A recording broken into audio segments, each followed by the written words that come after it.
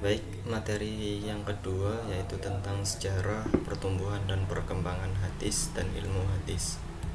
Yang pertama adalah pengertian hadis. Hadis secara bahasa yaitu al-hadis, jamaknya al-hadis, al-hadisan, al-hudsan.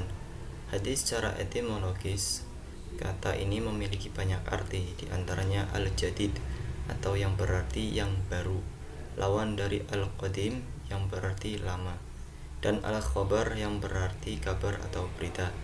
Menurut ulama ahli hadis, bila ada kata hadis diartikan dengan segala sesuatu yang diriwayatkan dari Rasulullah setelah diutus menjadi Rasul, yang berupa perkataan, perbuatan, dan ketetapannya. Maka dalam hal ini, menurut mereka, pengertian sunnah lebih umum daripada pengertian hadis. Kemudian yang kedua ada ilmu hadis. Ilmu hadis dari segi bahasa terdiri dari dua kata, yaitu ilmu dan hadis. Secara sederhana, ilmu artinya pengetahuan, knowledge dan science. Sedangkan hadis adalah segala sesuatu yang disandarkan kepada Nabi Muhammad SAW, baik perkataan, perbuatan maupun perketetapan atau persetujuannya. Kemudian ilmu hadis dapat diartikan sebagai ilmu yang membicarakan tentang keadaan atau sifat para perawi dan yang diriwayatkannya. Perawi adalah orang-orang yang membawa, menerima, dan menyampaikan berita dari Nabi, yaitu mereka yang ada dalam sanad suatu hadis. Kemudian ada suatu hal yang hampir sama dengan hadis, yaitu khobar dan athar, yang sebenarnya akan dibahas oleh kelompok lain di pertemuan selanjutnya. Namun dalam hal ini akan kita coba kulik sedikit terkait dengan khobar dan athar, di mana khobar menurut Muhammad Al-Tohan berarti dari kata an-naba atau berita. Sedangkan menurut istilah ada tiga pendapat ulama. Yang pertama, khobar itu sama dengan hadis. Yang kedua, khobar itu berbeda dengan hadis. Kemudian yang ketiga adalah pengertian khobar itu lebih umum daripada hadis. Kemudian yang kedua ada athar. Athar menurut bahasa adalah baqiyatu sa'i atau sisa sesuatu. Sedangkan menurut istilah ada dua pendapat. Yang pertama, pengertian athar sama dengan pengertian hadis. Kedua, pengertian athar berbeda dengan pengertian hadis. Kalau hadis itu dari Rasulullah, kalau athar itu disandarkan kepada para sahabat dan tabi'in. Selanjutnya, pembagian hadis. Yang pertama, pembagian hadis berdasarkan kuantitas sanad. Berdasarkan kuantitas sanad, hadis dibagi menjadi dua. Yang pertama, hadis mutawatir. Menurut Nawiriyus Lem, hadis mutawatir secara bahasa merupakan isim fa'il dari kata al-tawatur yang bermakna al-tatabu atau berturut-turut, atau datangnya sesuatu secara berturut-turut dan bergantian tanpa ada yang menyela. Secara istilah, di kalangan ulama hadis, hadis mutawatir didefinisikan dengan redaksi yang beragam meskipun esensinya sama, yaitu hadis yang diriwayatkan oleh banyak periwayat pada tiap-tiap tingkatan sanadnya, sehingga dapat dipercaya kebenarannya. Mustahil mereka sepakat berdusta tentang hadis yang mereka riwayatkan. Contohnya pada hadis riwayat Bukhari yang artinya, siapa saja yang berdusta atas namaku secara sengaja, maka hendaklah ia bersiap-siap menempati tempat duduknya di neraka. Yang kedua, hadis ahad. Menurut Munzir Suparta, secara bahasa kata ahad atau wahid berarti satu, maka hadis ahad atau hadis wahid adalah suatu berita yang disampaikan oleh satu orang. Contohnya pada hadis riwayat Al-Bukhari yang artinya, sesungguhnya amal itu dengan niat dan sesungguhnya bagi masing-masing orang apa yang dia niatkan.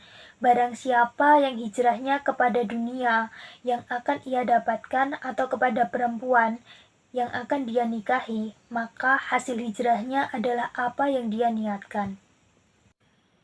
Yang kedua, pembagian hadis berdasarkan kualitas sanad. Berdasarkan kualitas sanad, hadis dibagi menjadi tiga. Yang pertama, hadis sahih. Dari segi bahasa, sahih berarti didus sakim, yaitu lawan kata dari sakit. Sedangkan dari segi istilah, hadis sahih adalah hadis yang sanadnya bersambung, diriwayatkan oleh perawi yang adil dan dabit dari sejak awal hingga akhir sanad, tanpa adanya syadz dan ilat. Contoh hadis sahih adalah hadis yang diriwayatkan oleh Bukhari di dalam kitab sahihnya. Ia berkata, telah menceritakan kepada kami Abd bin Yusuf. Dia berkata, telah mengabarkan kepada kami Malik dari Ibnu Syihab dari Muhammad bin Jubair bin Mut'im dari ayahnya. Ia berkata, aku mendengar Rasulullah Shallallahu Alaihi Wasallam membaca surat Al-Tur pada waktu sholat maghrib. Hadis riwayat Al-Bukhari. Yang kedua, hadis hasan. Dikatakan hadis hasan hampir sama dengan hadis sahih, hanya saja tempat perbedaan dalam soal ingatan perawi. Pada hadis sahih, ingatan atau daya hafalnya harus sempurna, sedangkan pada hadis hasan, ingatan atau daya hafalnya kurang sempurna. Contoh hadis hasan adalah hadis yang diriwayatkan oleh Tirmidzi.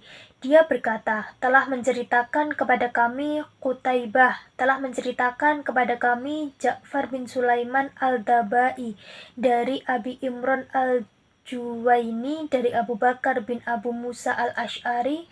Dia berkata, aku mendengar ayah berkata, di hadapan musuh Rasulullah Shallallahu Alaihi Wasallam bersabda, sesungguhnya pintu-pintu surga itu di bawah naungan pedang. Hadis riwayat Al-Tirmidzi. Yang ketiga, hadis do'if.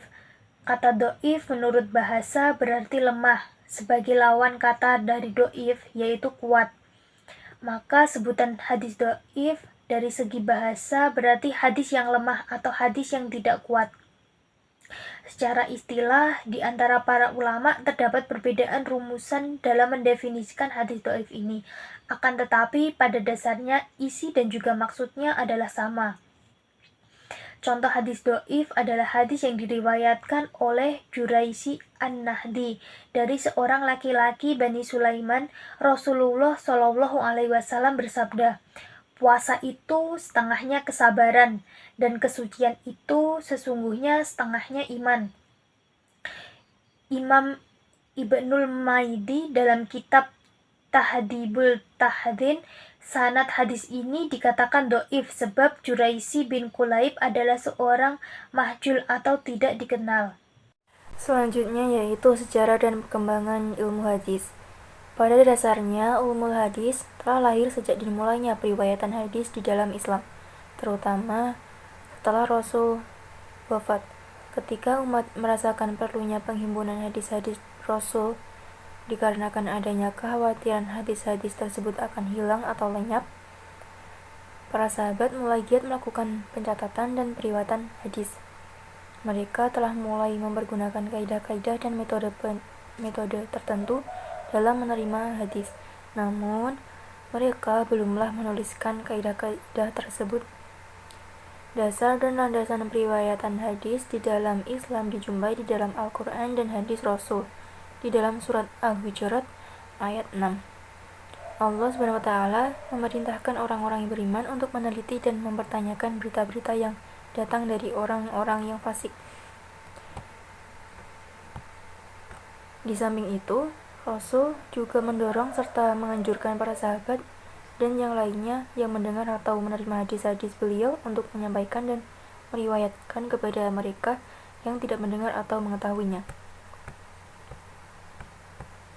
Dalam sebuah hadis yang artinya, semoga Allah membaguskan rupa seorang yang mendengar dari kami sesuatu, maksudnya hadis, lantas dia menyampaikannya.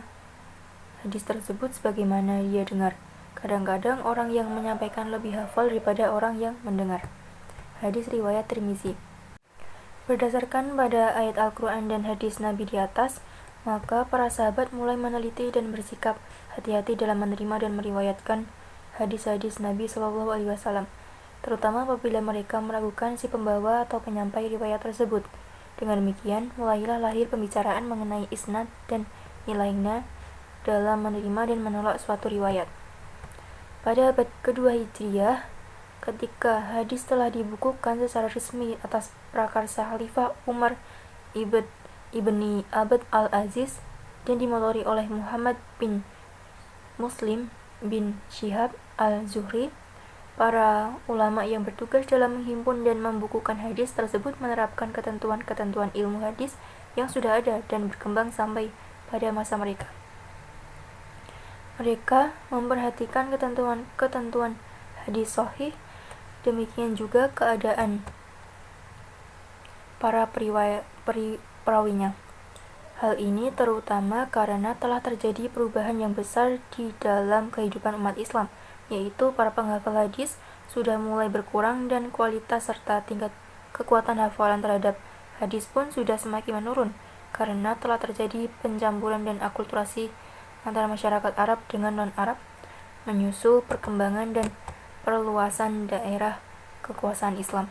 Kondisi yang demikian memaksa para ulama hadis untuk semakin berhati-hati dalam menerima dan menyampaikan riwayat, dan mereka pun telah merumuskan kaidah-kaidah dalam menentukan kualitas dan macam-macam hadis. Hanya saja pada masa ini kaidah-kaidah tersebut masih bersifat rumusan yang tidak tertulis dan hanya disepakati dan diingat oleh para ulama hadis di dalam hati mereka masing-masing. Namun, mereka telah menerapkannya ketika melakukan kegiatan penghimpunan dan pembukuan hadis.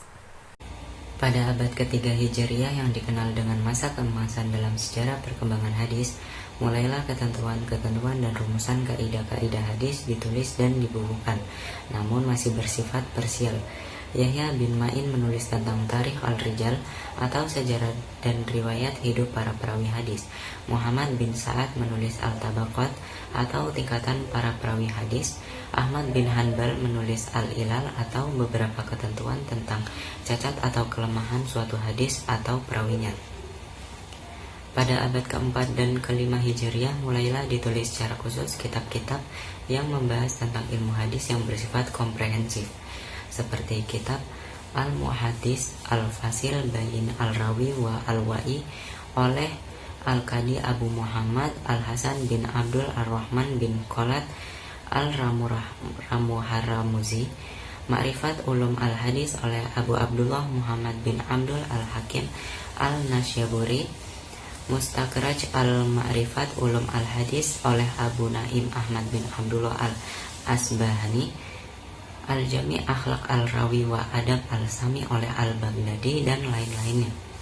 Pada abad-abad berikutnya bermuncullah karya-karya di bidang ilmu hadis ini yang sampai saat sekarang masih menjadi referensi utama dalam membicarakan ilmu hadis, yang diantaranya adalah Ulum Al-Hadis oleh Abu Amr Usman bin Abdul Ar-Rahman yang lebih dikenal dengan Ibnu Al-Soleh, Tadrib Al-Rawi fi Syarh Taqrib Al-Nawawi oleh Jalal Al-Din Abdul Ar-Rahman Ibnu Abu Bakar Al-Suyuti.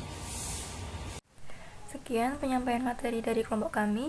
Terima kasih sudah menyimak dan mendengarkan presentasi dari kami. Apabila ada salah penyampaian materi, kami mohon maaf yang sebesar-besarnya. Wassalamualaikum warahmatullahi wabarakatuh.